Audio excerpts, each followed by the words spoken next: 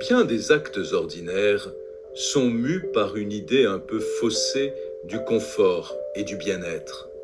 En quoi cette idée concourt-elle ou non à notre épanouissement? Quel est son impact sur notre environnement, proche ou lointain? L'histoire mondiale du bien-être pourrait-elle aider à en questionner les formes et les enjeux, matériels ou immatériels? Détour par le Ondol coréen. Si nous nous trouvons en Corée en plein hiver, il est fort possible que nous y soyons surpris par la rigueur du climat, encouragés à nous réfugier en des lieux bien chauffés. Grand bien nous prendra si par chance nous gagnons alors une habitation traditionnelle disposant de l'inestimable ondol. Le ondol est en effet un système de chauffage traditionnel par le sol, la chaleur s'y diffusant par convection dans l'ensemble de la pièce. Certaines traces archéologiques laissent à penser que ce système remonterait dans ses formes les plus anciennes à plus de 7000 ans. À l'instar du Kang chinois, il témoigne avec force de l'ingéniosité de celles et ceux qui en ont établi les principes fondateurs.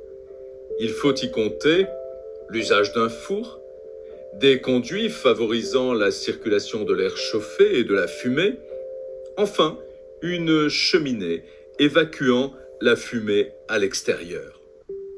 On comprendra aisément que ce chauffage par le sol est naturellement convié à s'y asseoir directement afin de profiter de ses bienfaits, source d'un naturel confort.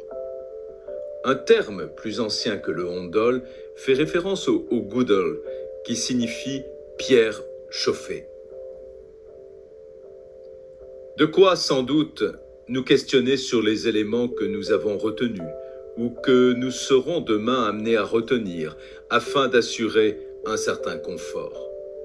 Aurons-nous la lucidité de nous y demander ce que sont la chaleur, le calme, la lumière, le bien-être physique ou psychique, et surtout, quel prix nous sommes disposés à payer ou à faire payer afin de les obtenir? Entendons, quel prix environnemental? Et si l'on commençait par questionner notre indéfinition du bien-être?